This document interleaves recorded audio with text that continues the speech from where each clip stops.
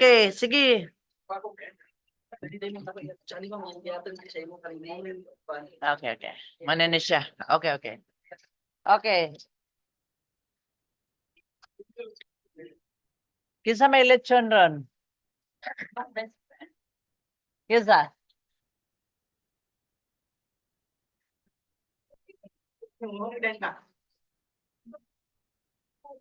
Ah, hey, makaon ko ay. Okay na?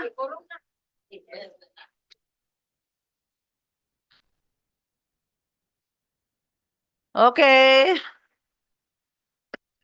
92nd regular session of the 20th City Council is now called to order. Invocation by Honorable Councilor George Goking, followed by the singing of Lupang Hinirang and the Cagayan de Oro March. Please rise.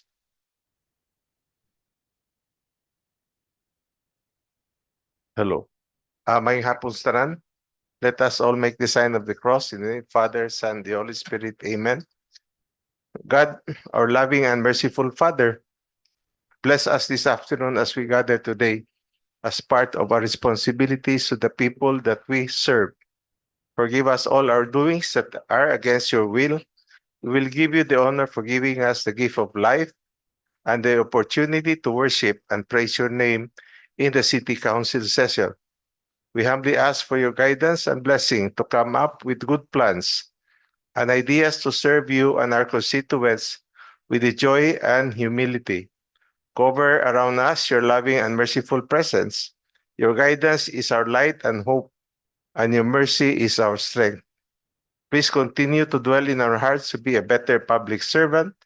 Fill us always with your good providence, peace, forgiveness, and direction. Lift us up, Lord, when we feel down, and lead us to always seek your presence, even in the midst of pain and trials, as public servant. Also, help us to unload and surrender to you the pressures and anxieties with which we are dealing with our responsibilities and work. Lord, we humbly ask you for the gift of peace and unity for all of us to serve much better. In the name of Jesus, we ask you, our Heavenly Father, all of this. Amen.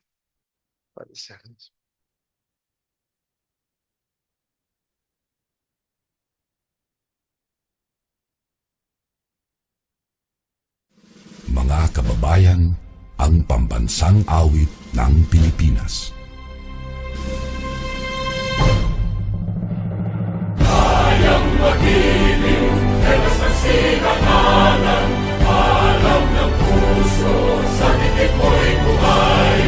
Lupang hinirang, tuyag ka ng magiting, sa mandulupin, di ka pasisingil, sa dagatang tutok sa simoy at sa langit mong pagaw, ay hinatang tulakaw,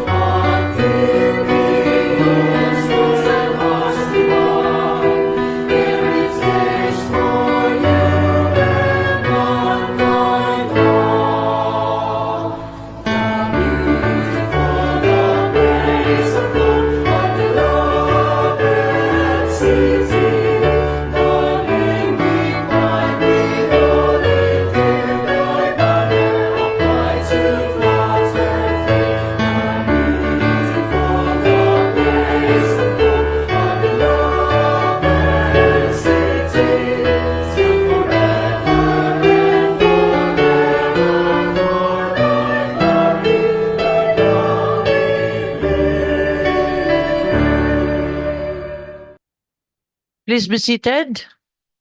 Mr. Secretary, please do the roll call. Honorable City Vice Mayor Jocelyn B. Rodriguez, Presiding Officer.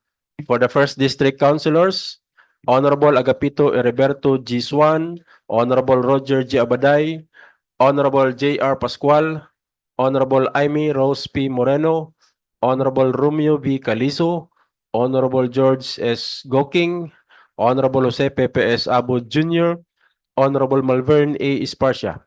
For the Second District Councilors, Honorable Ibuna Yasini B. Imano, Honorable Maria Lourdes Esgaani, Honorable Jolen Mercedes Elbalaba, Honorable James K. Judith II, Honorable Ian Mark Yunakaya, Honorable Edgar S. Cabanlas, Honorable Christian Rostico M. Achas, Honorable Josette G. Magtahas Daba. For the ex-officio members, Honorable Yan Lam S. Lim, Liga ng mga Barangay President, Honorable Kenneth John D. Sakala, City Escape Federation President on official business in Metro Manila, and Honorable Dato Roberto P. Cabaring, IPMR. There is quorum, Madam Presiding Officer. Quorum is hereby certified. Good afternoon, councilors. Good afternoon. For our friends from media, our guests who are here today, our fellow Cagayanos who are watching us right now.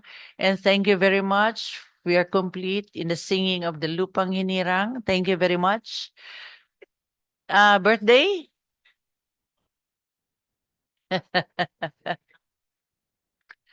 It's her birthday day off. Councilor Amy Moreno, right? Okay. So let us proceed. The Majority Floor Leader, Attorney Edgar Cabanlas, you have the floor. Thank you very much, Birthday leave. Madam Presiding Officer, our beloved Vice Mayor, Gilbert Rodriguez, members of the City Council, guests we have present here in the gallery, people of Cagayan de Oro who are watching us.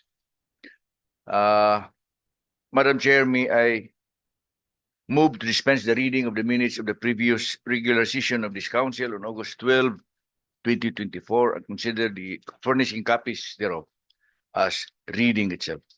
Any second? Objection? I hear none. Motion is hereby carried. Move to approve on second and final reading. Second. Objection. I hear none. Motion is hereby carried. On the special report portion, Madam Chair, only one councillor is ready to render a special report, and that is Councillor Roger Abaday, who will be, the topic would be Senior Park. What Senior Park? May Okay. I request, Madam Chair, that Councillor Roger Abaday be recognized. Councilor Roger Abada, you recognize. Thank you very much, Mr. Majority Floor. Our presiding officer, Vice Mayor Jocelyn B. Rodriguez, my esteemed colleagues in the 20th City Council, all those in person and online watching us and listening today's session, our friends from the media, maayong hapon sa tanan. This is not yet overdue. My special report is about seniors and children's park in Cagayan de Oro City. So I recently came across a video on Facebook which I left a strong impression on me. It is highlighted the Fee Misa Ayala Seniors Park in Tagum City, a project that has beautifully transformed into a space catering to both our elderly and youth. Inspired by this, I would like to discuss how we can bring this similar project to life here in our city. A park that not only enhances the quality of life for our senior citizens, but also serve as a vibrant place for children and families, fostering a sense of community and well-being at all. Let's watch this. Bert, please. 1 hour and a half, siguro. Mataghapon mao kini ang exercise namo ni Bing. Dinhi sa Misa Ayala Seniors Park, gigahinan sa lokal nga panggamhanan sa Tagum City, ang pagtagad sa maayong panglawas hilabi na sa mga senior citizens ug retirees. Kapin gatos ka mga exercise equipment ang nag-alirong sa likod sa amuang City Hall. Nga libre gayud ang pag-exercise bata man o tiguang. Gitawag kini og Seniors Park kay mataghapon dinhi nato makita ang mga idaran nga nagapalagsik sa ilang panlawas. Pinaagi sa pag-walking, jogging og paggamit sa mga ekwipo nga pang-exercise. Sama niini nga pampabaskog sa ato ang tiil, dughan ug kamot ug aduna say pangpabuhi sa atong kaugatan sa tiil. Ug kun gahi na ang imong mga tudlo, pwede ra gyud kaayo ni imong tuyok-tuyokon nga mura siya og reflexology sa kamot. Ug aduna say pampagamay og hawak ug pampalig-on sa batiis nga mausay hinungdan nga gipamaulan ang ako ang bagta. Makatabang usab kining murag manubela aron madungagan ang mobility sa imong bukto. Ug ang nindot ani kay aduna poy foot reflex, ang paglakaw sa batuan aron mabuhi ang kaugatan. Alang sa mga batan-on mapuslan gyud ang outdoor volleyball court nga paborito namo ni Bing nga pampasingot, ug ang paborito sa mga Pinoy ang half-court basketball. Busa matag buntag ug hapon dagsa ang tao dinhi sa Tagum City Hall aron mag-ehersisyo. Okay. So, how do you like it? Now, we are fortunate to have beautiful spaces in Cagayan de Oro. Like we have the Gaston Park, we have the Magsaysay or Divisoria Park. We have now the new Boulevard. Natay Boulevard sa dito sa Makasandig, paingon po din sa kining sa Burgos. No? So, natay kining Duao Park. So, pero dili susama sa inyo nakita karon nga na ay availability o facilities para sa atong mga senior citizens and mga kabataan. So these are areas have long been cherished by our community, offering places for our relaxation and recreation. But now we have an opportunity to build of these existing spaces and create something even more meaningful, a park dedicated to the health and happiness of our senior citizens while still being placed where our children can play and families can gather. We recognize the importance of creating spaces where our elderly can go out, breathe, fresh air, engage in light exercise. Kaning atong boulevard o kining atong bago karon kanang open space diya. This is the best place nga where the sea breeze and the mountain breeze meet, no? Presko kayo. So, so by developing a seniors park in Cagayan de Oro, we are not just creating a new space. We are enhancing the lives of our elderly, giving them a reason to get out of the house, stay active, and enjoy a beautiful of life, the beauty of life. So this project is not just about building a park. It's about building a community where every individual, regardless of age, feels valued, supported, and connected. Kaya wat na lang si majority floor, mabot mga 120 years old, mga siguro si Councilor Not George, siya mga magyod. 100 years old. Okay. Ako, Murag taas-taas na siya. hanggang laban lang, okay na. Okay, so let us take this inspiration from Tagum City. What's Tagum City and Cagayan de Oro City? Wa man siguro ta malayo sa in terms of revenue and income.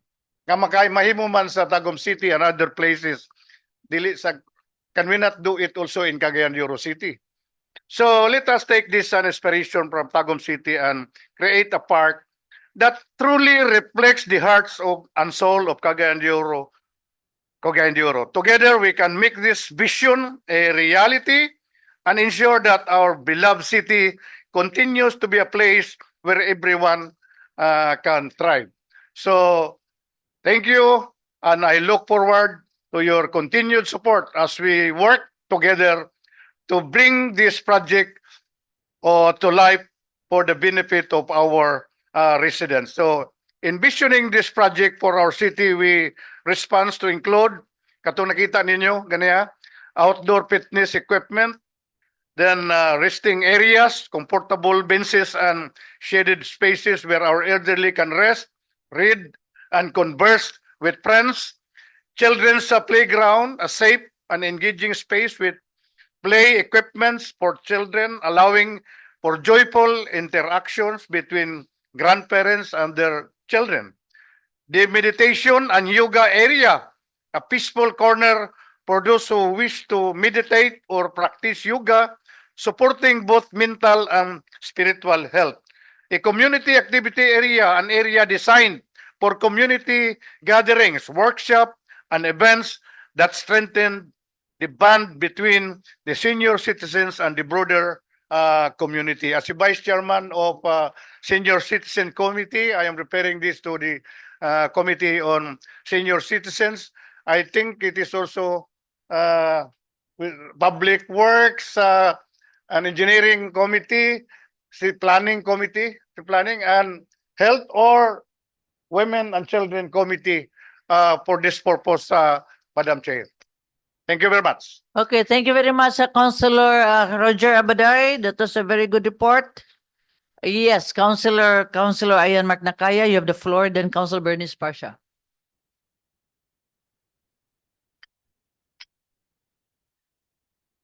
Thank you, Madam Presiding Officer.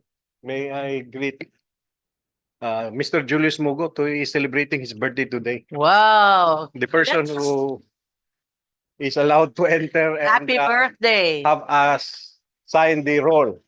Happy birthday. Manganta ta. Gignan ko niya nga, nagbalitson man day ka. Para sa ako din na, birthday na ako. Anyway, per my commitment to the presiding officer, today is the day. Anyway, Yeah, today is the election day. kaya inventory ra bagang lechon intake. Anyway, Madam Presiding Officer, thank you very much. And thank you for the special report of Councilor. Gadang-dagan man ni atong kuan, microphone. Ano, stop here. Okay. Councilor Roger Abaday. Actually, few years ago, Madam Presiding Officer, I made special report after we came by China when we had a visit and a tour in the area, the Ice Castle. Sa to nga lugar ga Jay? Harbin. And we dropped by certain parks and we witnessed similar figures and equipment that has been not only displayed but used by senior citizens. And I made some remarks during the session we have had. And I also suggested, Madam Presiding Officer, that like the olden days, the old Cagayan de Oro, where the park is the river side. If we recall, Madam Presiding Officer, not us individually, but if we have reviewed our history in the Cagayan de Oro, the place where Cagayanons met are the rivers of Ipunan and Cagayan de Oro. And therefore, there they converge, of course, extract potable waters and do the fishing, collect fish from the river. And those were the days, of course, when the river was so fresh.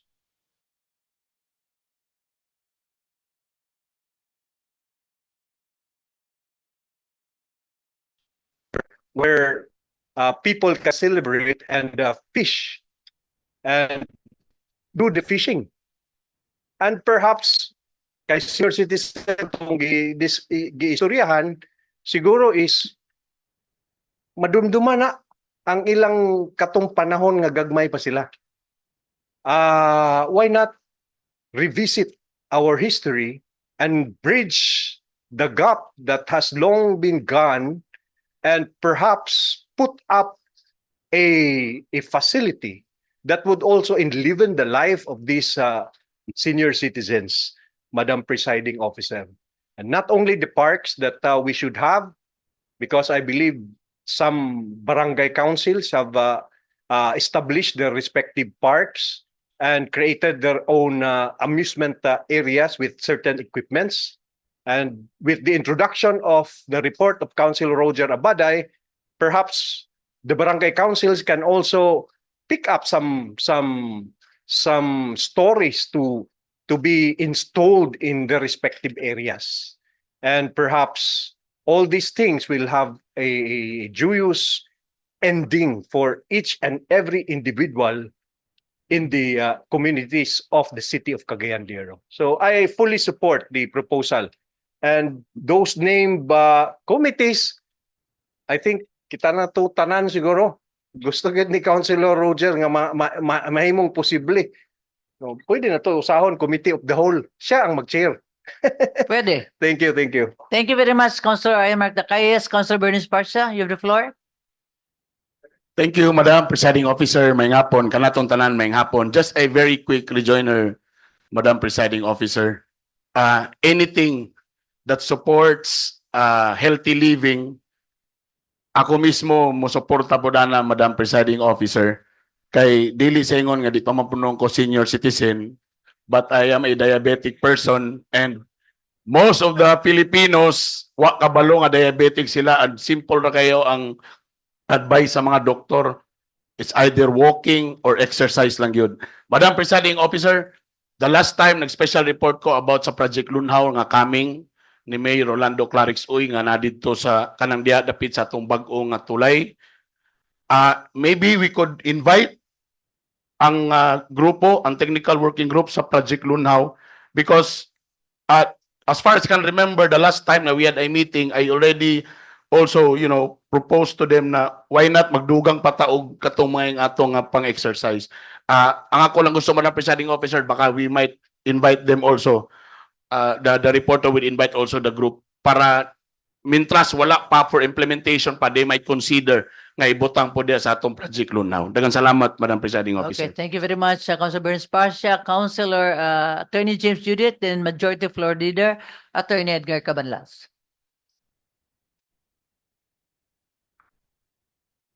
Salamat, Madam Chair. Sa atong tinahod nga Madam Presiding Officer, Vice Mayor Jocelyn Bebot Rodriguez, atong Majority Floor Leader, Councilor Edgar Cabanlas, o akong tinahod ng mga kauban sa konseho, maupay. Inani lang, naa naman to ako magtanon nga gasuporta sa ingon na pod ni Councilor Malvern Sparcia, ang katong sugyot balin ni Councilor Roger Abaday. Apan, naa naman god, ang akong gusto na lang siguro, ang ako lang hangyo, Madam Chair, kay naa naman god pod to nga gitukod pod nga kining technical working group para sa tourism committee sa atong sugyot nga atong niaging tuig kung madumduman, Madam Chair, na atong Tree of Life nga marker nga atong ipaubos bali sa programa sa DBM kung Department of Budget and Management nga adunay pre-allocated budget na sa 80 ka mga LGUs nga mukabat og 1.055 billion nga diin ang Cagayan de Oro qualified nga mo join. So ang ako na lang hangyo para mausa na gyud to ug madali na gyud to nga matuman, matagag katumanan pud to ang sugyot ni Councilor Roger Abaday.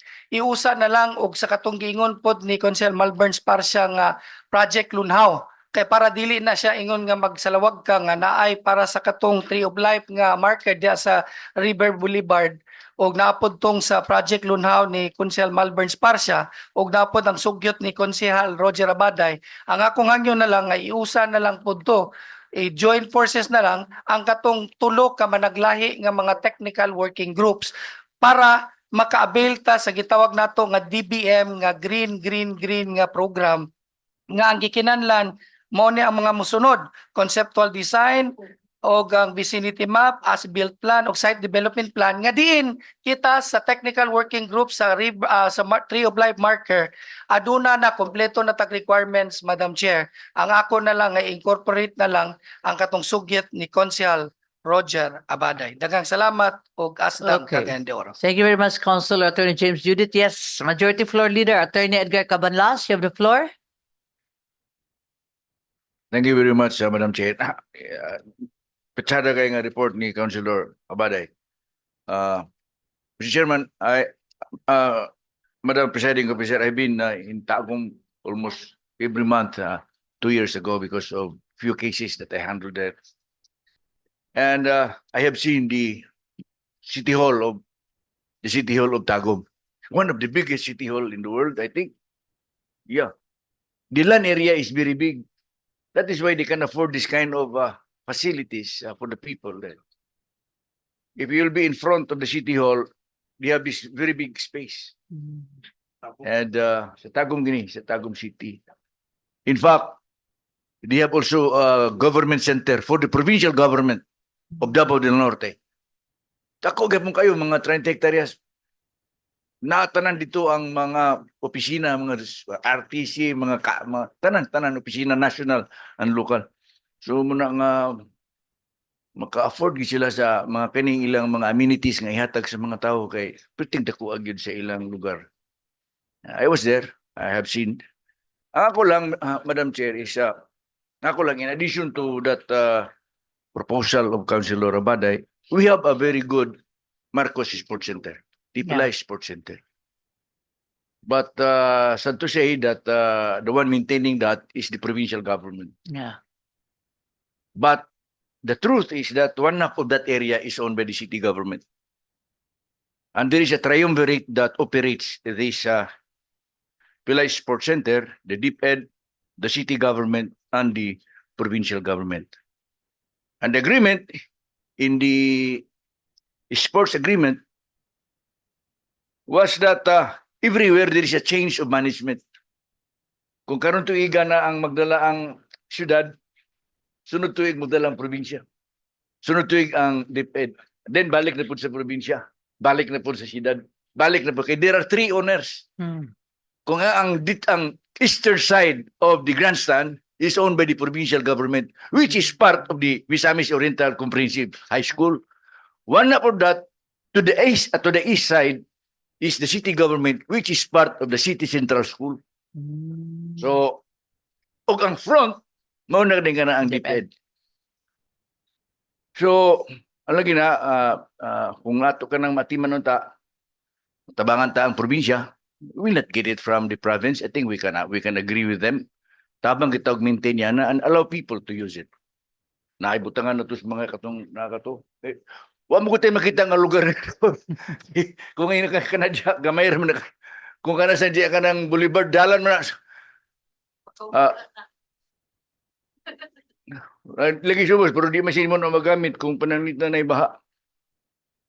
So, tingali, ginagmay atong buhaton, wilok. Kung madahig na to atong proposal sa atong new city hall, tsada kito anta kayo. Tsada kito to, kay luwag mo nga ito. But I agree with that proposal that we will have a continuing study on this and then look for areas nga atong magamit. Gani, ang the best good, kanang atong old nga kining basurahan. Tako ka na kayo ngayon tayo. Old basurahan, kung malimpiwan lang na, makuha ka ng methane gas underneath that tsada ka na sa imong park. Tanuman, niya, patungan og mga kay patsada kay lugar. So that would be my 10 centavo comment on the issue.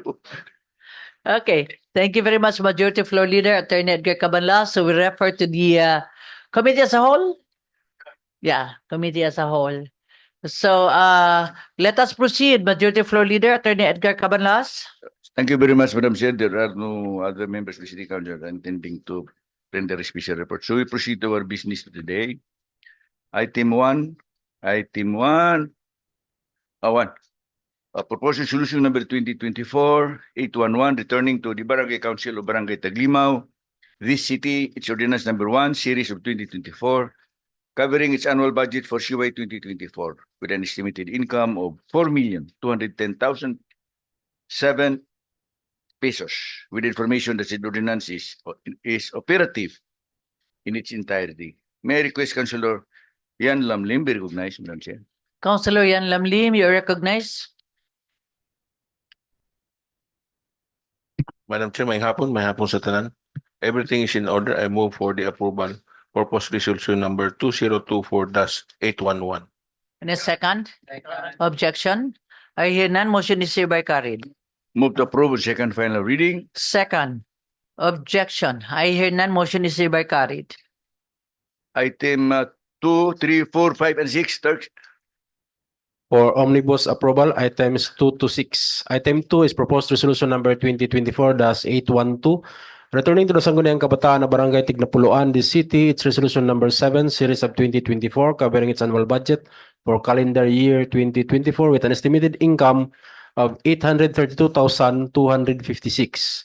Item 3 is proposed resolution number 2024-813, returning to the Sangguniang Kabataan ng Barangay Ipunan, this city. It's resolution number 19-2024, covering its annual budget for calendar year 2024 with an estimated income of 3,127,501 pesos. Item 4 is proposed resolution number 2024-814, returning to the Sangguniang Kabataan ng Barangay number 39, this city. It's resolution number 1, series of 2024, covering its annual budget for calendar year 2024 with an estimated income of 328,407 pesos. Item 5 is proposed resolution number 2024-815, returning to the Sangguniang Kabataan na Barangay Makabalan, this city. It's resolution number 2024-003, covering its annual budget for calendar year 2024 with an estimated income of 2,209,237 pesos. And item 6, proposed resolution number 2024-816, returning to the Sangguniang Kabataan na Barangay Dansulihon, this city. It's resolution number 3, series of 2024, covering its annual budget for calendar year 2024 with an estimated income of 895,030 pesos, with the information that said resolutions are operative in their entirety. Madam Chair, may I request the Vice Chairman of the Committee on Youth, Councilor Roger Abaday? Councilor Roger Okay. Abaday, you recognize? The youngest. I move that resolutions number 2024-812, resolution number 2024-813, resolution number 2024-814, and resolution number 2024-815, and resolutions number 2024-816 be approved. Any second? Objection. I hear none. Motion is hereby carried. Move to approve on second final reading. Second, objection. I hear none. Motion is hereby carried. Item 7, proposed resolution number 2024-817, earnestly requesting the Honorable Annabel Carmen S. Casino Baluran, presiding judge of Branch 3 Municipal Trial Court in City's 10th Judicial Region, to hold in abeyance for a period of 6 months the implementation of the writ of demolition in civil case number RC9 October 211, entitled Zone 3 Bugo Homeowners Association Plaintiff versus Spouses Paquita B. Quismondo, defendants for ejectment unlawful detainer in Barangay Bugodi City, to enable the City Government of Cagayan de Oro through the City Housing and Urban Development Department to conduct socio-economic survey of the affected residents thereof and to identify the suitable relocation site for them. Move for its approval, Madam Chair. Any second? Objection. I hear none. Motion is hereby carried.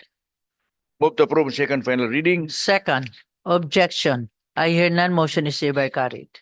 Item 8, proposed ordinance number 2024-544, authorizing His Honor City Mayor Orlando A. Uy, representing the City Government of Cagayan de Oro, to enter into and sign the Memorandum of Agreement to the Department of Education, Division of Cagayan de Oro City, represented by School Division Superintendent Roy Angelo Gaso, PhD, covering transfer of funds in the amount of 1,897,700 pesos from COI 2024 Special Education Fund to the DepEd CDO for the conduct of 2024 Regional Schools Press Conference, additional budget, Mayor's Night, National Schools Press Conference participation, and National Festival of Talents under the terms and conditions stipulated therein. May I request Councilor Suzette Mactaas Daba be recognized. Councilor Suzette Daba, you are recognized.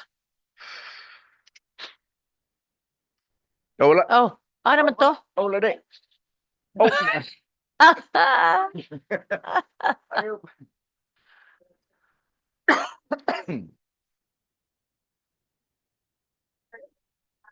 Eight. Eight. Sorry, Madam Chair, Kapitan Galarita was Di waiting for kagikan. me. The Barangay Kamamanaan Council Okay. ay tuyo. Naigi-submit lang. Okay. Sorry for. Madam Chair, move to approve proposed ordinance number 2024-544. Any second? Second. Objection? I hear none. Motion is hereby carried. Move to approve second final reading. Second. Objection? I hear none. Motion is hereby carried. Item 9, proposed ordinance number 2024-545, authorizing His Honor, City Mayor Rolando A. Uy, representing the city government, Cagayan de Oro, to enter into and sign the memorandum of agreement to the Department of Education, Regional Office 10, to be represented by Regional Director Arturo B. Bayukot, PhD, CISO 3, covering the transfer of funds in the amount of 2 million from the COI 2024 Special Education Fund to DepEd Region 10 to cover expenses incurred during the 2023 Palarong Pambansa held in Marikina City for the period July 31, 2023 to August 5, 2023 under the terms and conditions terms and conditions stipulated therein. May I request Councilor George Goking be recognized? Councilor George Goking, you recognize?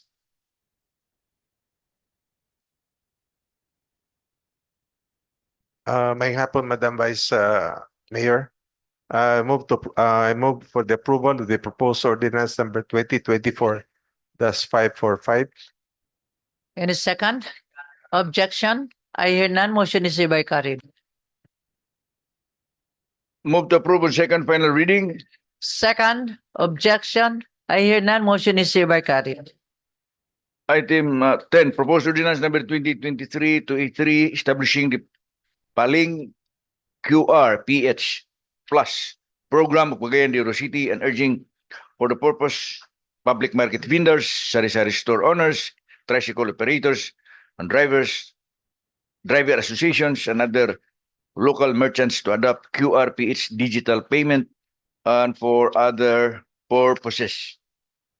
May I request Councilor George Goking, who's your chairman? Councilor George Goking, you recognize? Thank you, Majority Floor Leader Attorney Edgar Cabanlas. I move for the approval of the proposed ordinance number 2023-283. Second. Objection? I hear none. Motion is hereby carried. Move to approve second final reading. Second. Objection? I hear none. Motion is hereby carried. Item, for inclusion, Madam Chair, items 11 to 15. Move for approval. Any second? Objection? I hear none. Motion is hereby carried. So item 11, clerks, please. Item 11 is proposed ordinance number 2024-546, creating the herein specified 4 positions on permanent regular status in the plantilla of the herein mentioned offices or departments of the city government of Cagayan de Oro. The funds necessary for the salary, pera, and other benefits appurtenant thereto shall be taken from the supplemental budget number 1 for calendar year 2024 per ordinance number 14831-2024. To wit, position Executive Assistant 5, salary grade 22 under the office of the City Mayor. Number 2, Administrative Officer 4, salary grade 15 under the office of the Human Resource Management Officer. Item 3, number 3, Sangguniang Panglungsod Member 2, salary grade 27, office of the Sangguniang Panglungsod, IPMR. And Private Secretary 1, salary grade 11 under the office of the Sangguniang Panglungsod, IPMR. Certified urgent by City Mayor Lando Uy. Madam Chair, may I request Councilor Ian Mark Nakaya be recognized? Councilor Ian Macnacaya, you recognize?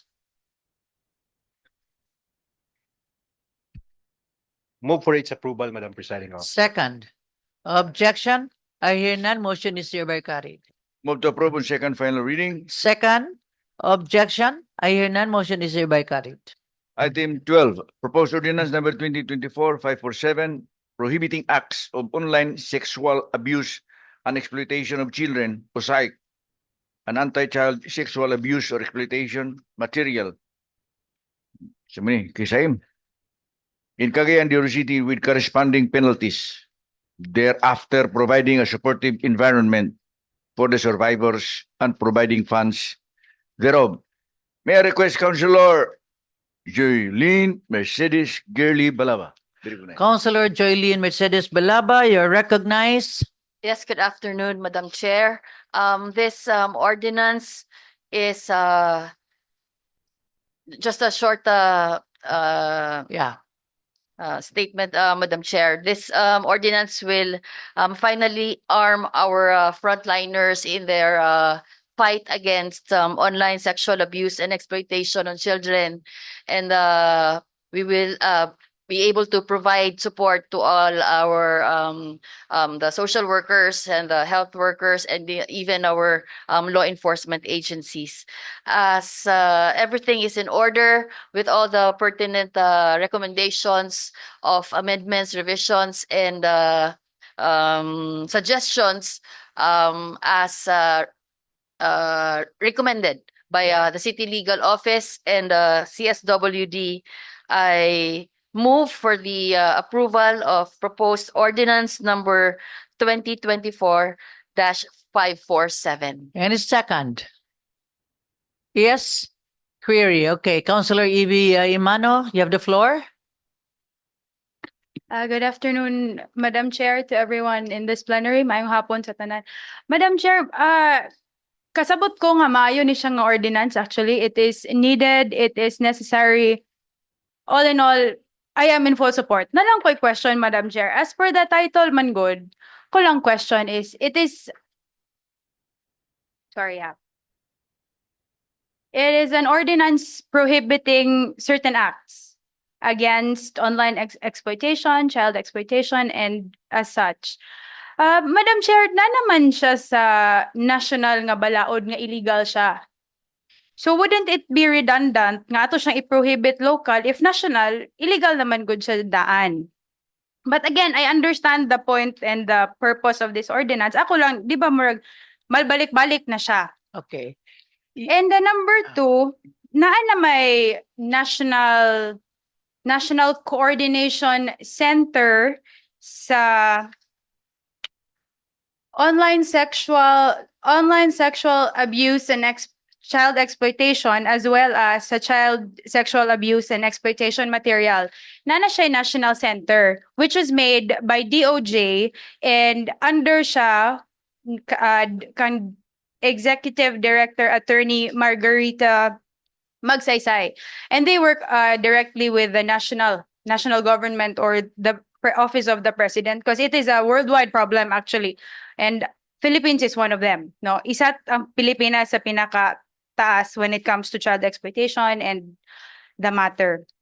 So ako lang siguro, Madam Chair, maybe this ordinance should be an extension or formalizing adaptation sa katong national center.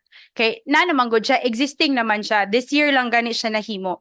And lastly, Madam Chair, sa penal clauses, I think topographical error ra siya. Ang isa man good nga gisite is 11862 man siguro ni siya, Madam Chair. Not 11863. Line number 542. Okay, 11863 is an act increasing bed capacity. Okay. Na siya sa bago katong ilahang final What draft. page again? Page, Madam Chair, I only have lines. Can you, last page, Madam Chair. 542. Okay, the penal clauses for violation of this ordinance, penalty provided in national law, specifically, ang first nga gisite nga Republic Act, I think topographic lang ni siya. Instead of 3, it should be 2. Because 2 is the anti-trafficking in person, whereas 3 is for a different province.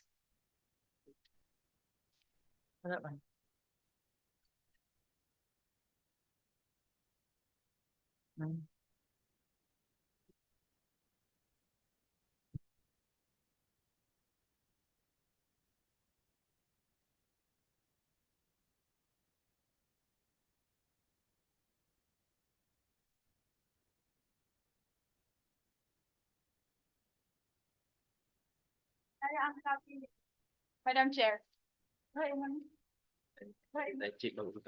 Naman naman. Tsaka ni Republic Act number 180. May. Okay. So, Okay, I also did my research, Madam Chair, and I saw that's in 62. error lang ni siya sa pag-type. okay. And last question, Madam Chair, for the author siguro is when, because again, I am not against it. When we approve this ordinance, Madam Chair, example, lugar na ay tao nga mag-guilty. So, nahatulan siya guilty, nakasala siya. And sa ato siyang ordinance nato na guilty, and then ang ato ang penalty sa iyaha is sa national law. Is that, I will ask lang, Madam Chair, is that legal or is that okay nga sa local nga balaod nato siya, sa local government nato siya, ordinance nato siya, but ang ato ang penalties for such offenders or groomers kay sa national nga balaod nato siya i-base nga illegal, again, as the first point nako, illegal naman gud siya sa national. So, muna na ako, Madam Chair, klaruhon lang nako. Please, thank you, Okay. Madam Chair. Just remain so that Okay. so that we can again review the question. Okay, Yes, Madam Chair. Councilor Girly Balaba, first question. Councilor E.B. Mano. Ang first question kay upat man to. Yes, The first. why we localized it? It is actually provided in Republic Act number 11930, section 33. 2, no? The OSAEC provides that local governments shall pass an ordinance to localize efforts against OSAEC. So adaptation. Yes. Adaptation lang siya, Madam Chair. It's not This- really prohibition, I believe, Madam Chair, no? Kay illegal naman siya. So we are just adapting our Adapting. national laws. If I am Okay. not wrong, Madam Chair. Yeah. I hope you can make comment. Anyway, in a while, okay? How about the number 2? Then Sec- I can Is this just a mere extension again of the National Center, Yeah. atong National Coordination Center uh, against kaning online child abuse, child exploitation, and exploitation materials? yeah, your question, Yeah. number 2 question. Yes. What is that again? Is it merely an extension or are we just Extension. formalizing our adaptation sa katong mando sa DOJ nga center? Yes, National Center? Councilor Girly. Yes, Madam Chair. Adaptation gapon. Adaptation siya, Madam Chair. That's my question, yes. Because if we localize the said law, no, if we make it an ordinance, we have our own implementing rules and regulations. Because like not all provisions in the national law would be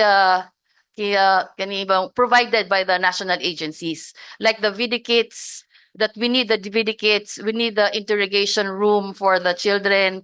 That is not provided by the national National. agencies. So we are have providing sa local. that is funded by the city government. That Okay. is why we need this law to be localized and to Para make it ma-funded an siya. For ordinance. funding. Yeah. For funding siya, Madam Chair, yes? Because the national law does not provide that one stated, no? So what is your third? So The one at topographical error? yes, Madam So Chair. this is supposed to be Republic Act number 11862. Okay, 6. So then the fourth, Sa penal clauses, Madam Chair, Penal. katong sa example lang, ato ni siyang ilabang, and then someone is found guilty. So guilty siya sa atong ordinance, local ordinance sa syudad, but they will be mahatulan sila or ma-penalize sila based on our national laws. So sa mal-guilty penalty sila clause. sa So you local are pero asking a national, question whether Yes. kung mahatulan siya, are we basing it on a national law? or are we basing it on our ordinance, Madam Chair? Yes, Kaya di ba, Councilor Girly? Yes, it is in section 21, the penal clause, for violations. I think our majority is have suggesting a rephrasing of this provision. The penalties provided in national laws shall be followed. except for, of course, for the business establishments now found to be violating the said provisions of this ordinance shall be subjected to suspensions for first and second offenses Then and revocation. revocation of their business permits for third and subsequent offense. So the national law will be Followed. Will be followed and So, Madam implemented. Chair, it is an adaptation of the Okay. national laws again. And Okay. last lang, sorry Madam Chair, na-mention manggod sa atong author, Madam Chair, nga it is also for funding purposes. Funding. Di ba? Na-mention ganina nga, Lalo yung kailangan siya funding, no? i-institutionalize, localize so that we can get funding. So when we approve this, Madam Chair, musulod na ba ni siya sa 2025 nga budget? Is that Councilor Gurley? Will that that will be included for the next year's budget after probably with Okay, 60 days naman ang nasa ilang ordinance upon 60 days approval. Yes. upon approval. So sulod na siya for Sila na to 2025. pansiro. Yes, Yes, Madam Councilor Chair. Gurley. Thank you, Madam Chair. Thank you very much, Councilor Ibi. Can I sit down now, Madam Chair? Of course. hopefully this will be included in the In the 60 days. 2025 budget. But from as what our chairperson on the Committee on Finance said, upon the availability of funds, but we are hoping that the funds would be included in the 2025 budget. Okay, thank you very much, Councilor Gurley Balaba. Yes, did you raise your hand, Councilor Ayan Magnakaya? Is your questions answered? Okay, that's good. Thank you. Yes, Councilor Ayan Magnakaya. If the questions are answered, I submit to the answer Okay, of Councilor. so that there will be no contradiction. Okay, thank you. You raised your hand, Councilor Attorney Joey Abuk. Just a comment lang, just for the understanding of the members of the plenary. While I was going through this, napo ko'y inana nga thinking, Madam Presiding Officer, nga, what if because an ordinance cannot impose a penalty more than 6 years. So if we adopt this ordinance, then there is this penal clause na that will be followed ang national law. Medyo contradicting ta na, but I think it's murag adaptation lang ito sa proponent, no?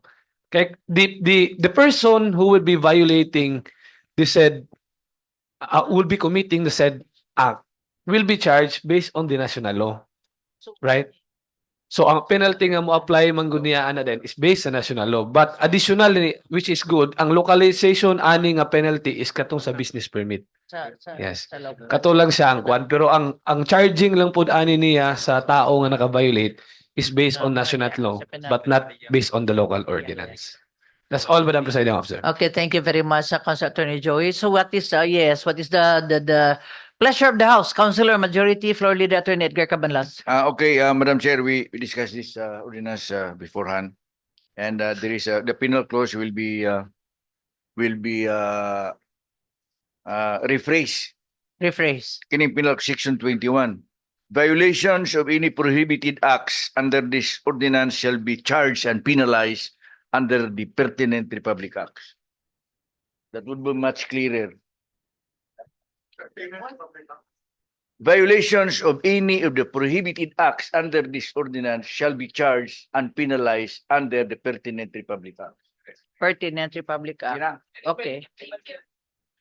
Yes, Councilor Attorney Joey. That's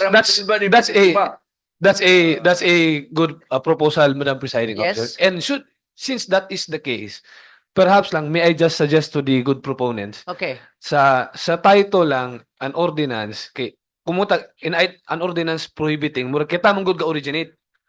So ato na lang siguro ang bisik ang title lang para kay ang atong penal clause nato is i-adapt mo gyapon nato ang national. An ordinance localizing kining RA national law. So it's still adaptation. Yes, So or you're still adapting Adapting. ana. Oh. So, Para kahit dugang lang na itong provisions nato nga localize ang application. so what's the pleasure of the author? Councilor Gurley Balaba, katuluman mo. Councilor Ayan Magnakaya, Romeo I think- Calizo. I think I agree. An ordinance localizing Republic Act 1192 prohibiting acts of online sexual abuse. Okay. Is that okay now? And actually, Madam Chair, this ordinance is necessary because we are creating positions and we are funding. Yeah. Na di man tayo makapag-funding sa national, so we have to create this ordinance Okay. to justify the funding and operation of our own local safeguards Okay. against child abuse. Okay. So- Thank you. There's a motion, Madam Chair. Yeah, this is motion. Any second? As corrected and amended. As amended. Okay. So any second? Objection? I hear none. Motion is hereby carried. Move to approve on second and final reading. Second? Objection? I hear none. Motion is hereby carried. Item 13, Madam Chair, proposed resolution number 2024-818, commending and congratulating Police Staff Sergeant Liana Sol Josefa Jovita of the Cagayan de Oro Police Office for being named one of the year's Metro Bank Foundation Outstanding Filipino Awardees for her exceptional police community relations program, including Gatas Mo Kinabuhi Ko, Safe Swim Program, and Together We Can. May I request Councilor Romeo Calizo be recognized. Councilor Romeo Calizo, what is this gatas mo? Can you elaborate a little bit? Actually, Madam Chair, our recommendee, Staff Sergeant Jovita, has been very active, especially in promoting the child-friendly police stations. And of course, with these programs, they've changed, they've added the task of the police not only on the maintenance of peace and order, not only in the law enforcement, but also in civic and police actions that are related to social services, Madam Chair. And with this initiatives of Sergeant Jovita, he has created a picture of the police that is reaching out to our societies, especially those marginalized, in the delivery of basic services by LGU. So with this, he has gained the nod of Metrobank Foundation as one of our outstanding Filipinos, Madam Chair, because of course these initiatives cannot just be thought of by an ordinary person. He has shown that the Filipinos can also do some singular deeds ought to be emulated by anybody, Madam Chair. And so with this, in the simpler form, what happens to the gatas? this one of the programs. A program? Gatas Ko, Kinabuhi. Yeah, are they giving out gatas? This Breast- is what? they're advocating the, what do you call this, the Breastfeeding. breastfeeding. Yeah. So who's going to give the gatas? Of course, they're advocating the parents to feed their children with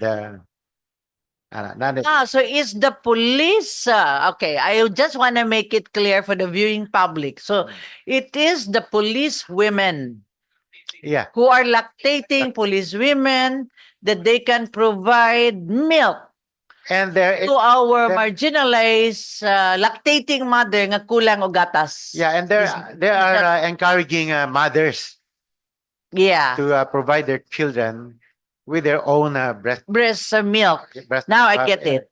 Okay.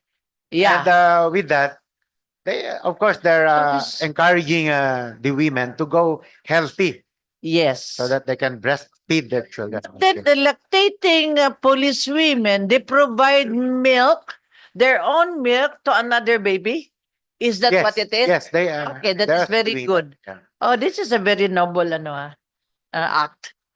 And, Yeah, I get it now. And she was able to document this program. Yes. That's the point, Madam. So are these police women are in the different precinct? Assign in the different precinct in the Yes, barangay? yes, So that they can help? Yes, Okay. Madam Chair. Actually, the original, what do you call this? The original assignment of Sergeant Jovita was in the Macabala 5, Station Pakabalan. 5. Madam Chair. Okay. And then she was taken by the headquarters of Kokpo to help them document the good programs of Okay, that's Kokpo. very good. Yes. And she was able to document everything. Yes. And with this, upon presentation of what she has done through the Metrobank Foundation, she was chosen as one of the outstanding okay, very Filipinos, good. Madam Chair. Okay, very So good. together with Councilor Evie, we found that. Did you have your milk also? No, not yet, not yet. Of course. Joke. So, Yeah, that's good. This is a very good and noble act. So Okay. with this, Yes. we move that the proposed resolution number 2024-818 Okay, any with the second? recommendations be approved. Madam Chair. Objection? I hear none. Motion is hereby carried. Move to approve on second final reading. Second? Objection? I hear none. Motion is hereby carried. Item 14, proposed resolution number 2024-819, approving and or adopting the supplemental annual investment program SAIP number 2 for CY 2024 of the City Government of Cagayan de Oro, certified urgent by the City Mayor Rolando A. Uy. May I request Councilor Yan Lamlim to be recognized. Councilor Yan Lamlim, you are recognized. Everything is in order. I move for the approval of proposed resolution number 2024-819. Any second? Objection? I hear none. Motion is hereby carried. Move to approve on second and final reading. Second? Objection? I hear none. Motion is hereby carried. Item 15, the favorite subject of Councilor Sparcia. Proposed resolution number 2024-820, suspending the next regular session of this council on August 26, 2024, in deference of the observance of the National Heroes Days on the same day of and the City Fiesta celebration on August 28, 2024. Any Move for second? its approval. Ay, sorry. Move for it, Objection, galing lang nangatawa.